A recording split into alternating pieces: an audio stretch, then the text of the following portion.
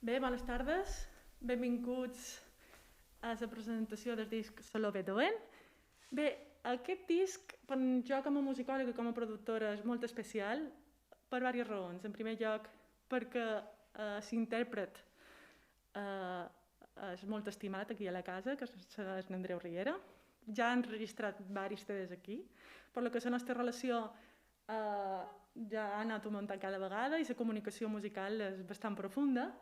I per altra raó és perquè el Saló Beethoven forma part de la meva investigació de la meva tesi doctoral i per tant també hi ha una part de molts anys de dedicació en aquest tema i voler-ho consolidar també juntament amb que s'interpreta en Andreu Riera aquest 250 anys d'aniversari mos ha ajudat molt a fer un projecte sobretot estimat, que avui en dia crec que se nota en aquests CDs quan hi ha una estima tant els intèrprets com els productors com una investigació musicològica. Bé, i per què Saló Beethoven? Per què no Beethoven? Li han dit Saló Beethoven perquè a Mallorca, entre finals del segle XIX i principis del XX, va haver un saló que se deia així. Estava situat damunt l'Última Hora, el diari L'Última Hora, i era propietat del José Tous, però va ser fundat per, sobretot, Antoni Noguera, Marquès i després altres col·laboradors seus que diríem que serien els insensats, part dels insensats de música de Noguera, que eren antics membres també del Saló de Can Alcover. Podríem dir que eren Miquel Sans Oliver, Joan Alcover, Joan Lluís Estelric, després la família Escales, és a dir, Fèlix Escales. No sabem la implicació possible de la Matilde Escales perquè era un saló completament masculí, privat masculí, però la Matilde Escales està per allà, encara que oficialment mai hagués pogut entrar. I després tenim el propi José Tous. Qui més estava convidat en aquest saló? El músic Felip Pedrell, Enrique Granados, Einaven assiduament, i un crític valencià que era Eduardo López Chavarri, que venia amb assiduïtat a Mallorca i també era assidu. Eren considerats insensats a la distància per a Noguera. I per què surt un disc que també li deien Saló Beethoven? Bé, jo vaig fer una recerca de la recepció de Beethoven a Mallorca i ens vam donar compte que quan va entrar Beethoven, primer va entrar per la literatura, abans que per la música. Els diaris també van fer ressò abans. El primer, a part de les notícies de a Londres s'ha interpretat una peça de Beethoven, a París s'ha interpretat una peça de Beethoven, però aquí a Mallorca encara no havien sentit que era Beethoven. Després, el Joaquim Maria Bover va fer un article de 2 pàgines xerrant d'en Beethoven, quan encara no tenim constància que les sonates s'interpretassin de manera pública. Això no vol dir que en els salons privats de casa qualque intel·lectual no hagués pogut tenir les partitures i interpretar-les, però no van transcendir l'esfera pública. Això estan xerrant de 1853. A 1853 teníem a Mallorca una vintena de societats, de les que destacaré el Círculo Mallorquín, perquè era la que més activitat musical va tenir. Hi havia moltes altres, hi havia la Protectora, etc. Què tenien aquests cercles? Aquests cercles eren cicles burguesos on els burguesos anaven a passar-s'ho bé i a passar el temps d'esplai. Amb això se feien literatura, teatre, petites òperes i música. Clar, en aquests centres sí que hi havia accés a les dones. Les dones hi podien accedir, però sempre eren considerades amateurs. Què passa? Que en un moment que se popularitzen aquests concerts en aquestes societats o segles, els músics i els artistes i els intel·lectuals consideren que ells necessiten un altre cercle privat perquè s'han de distingir dels altres. No pot ser que el Círculo Mallorquín hi vagi gent amateur, però ells són professionals. Què passa? Que per poder sobreviure en aquest concepte d'intel·lectual, de geni, creen o sorgeixen a final del segle XIX, no només a Mallorca, sinó a tot Espanya. És un fenomen que passa a pintura, a literatura i que també passa a música. Se reuneixen els artistes i fan cercles privats, especialment masculins. I a Mallorca tenim constància de Can Alcover i posteriorment, ja a finals de segle, sorgeix Saló Beethoven. Salo Beethoven, per què se diu Beethoven i no Salo Wagner? Podria ser en aquell moment, o Salo Grieg. Se diu Salo Beethoven perquè en Beethoven és considerat el geni de romanticisme per excel·lència. No suposa cap controvèrsia parlar de Beethoven com a geni. En canvi, si parlant de Wagner com a geni, generava problemàtiques. Hi havia els wagnerians i els antiwagnerians. En canvi, Beethoven era considerat un geni que havia adquirit tot el sistema tonal en el piano, que havia arribat en el màxim. Per tant, els que consideràvem que eren músics nacionalistes, de música nacionalista, consideraven que la seva música era un canvi de paradigma, però que no, és a dir, no anava en contra dels ideals de Beethoven. Per tant, era acceptat per els religiosos, els que no ho eren, per tot tipus, eren aristòcrates, per burguesos. És a dir, Beethoven no generava controvèrsia. Aposta al saló que se titula així. Què hi havia en el saló Beethoven? Ho sabem perquè la portada del disc que teniu en les mans o que a la pàgina web se pot veure, trobareu un dibuix pintat per Antoni Noguera que li ha enviat a correspondència privada a López Chavarri, que donant les gràcies a la biblioteca de València, on s'ha trobat justament aquest dibuix, i mos ha cedit per la portada. En aquest dibuix se pinta dos pianos confrontats, un bust de Beethoven, i després ells se pinten com a quatre moixos. En Andreu diu que són rates. Jo dic que són moixos. A la secció literària del dia que se va obrir al saló, se va interpretar una sèrie de poemes basades en Beethoven.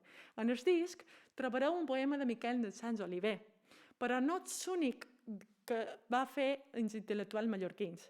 Podem trobar un poema de Joan Alcover, escrit en castellà, que és molt llarg, dura bastant de minuts, on, segons Miquel Sans Oliver, en els seus propis escrits, per ell és el millor poema en castellà de Joan Alcover. Vos recomano que llegiu perquè passareu molt de gust. A part d'això, aquell dia se van interpretar sonates de Beethoven i sinfonies reduïdes a dos pianos. En aquest cas, nosaltres hem decidit enregistrar les sonates de piano i és el resultat d'aquest disc. Podeu trobar dues sonates, sonata patètica i sonata apassionata.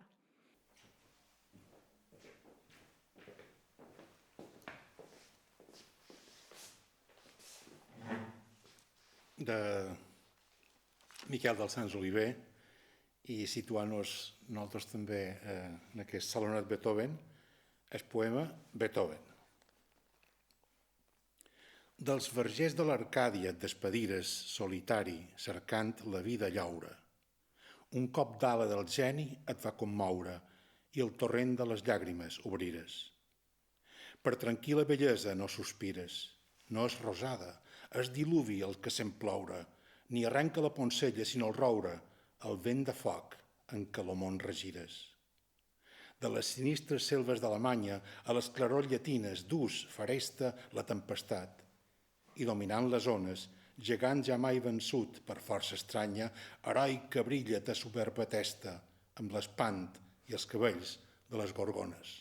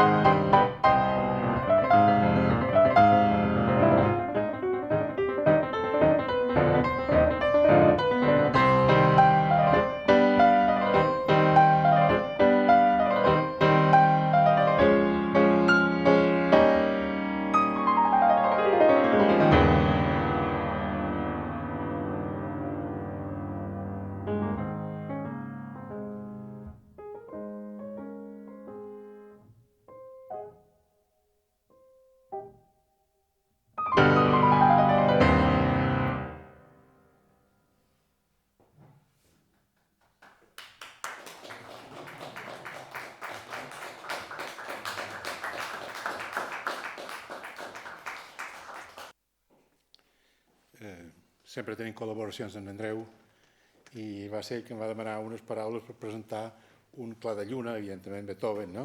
Un Mondschein sonata, i així vaig escriure aquest romanç per un clar de lluna, i que diu així.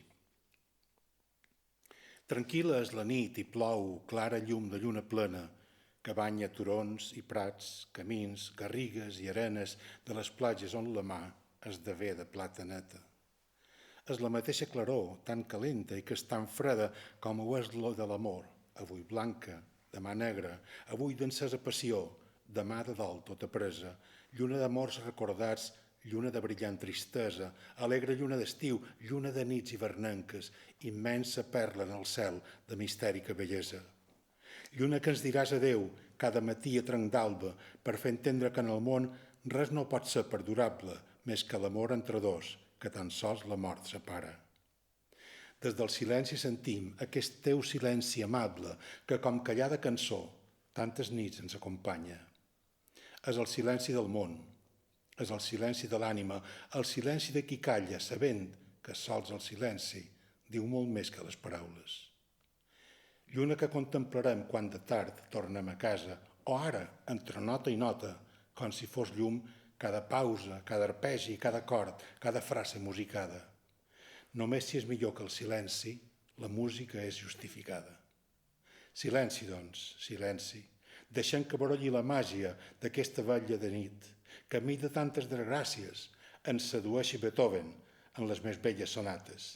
Escoltem a cor obert la veu de la lluna blanca.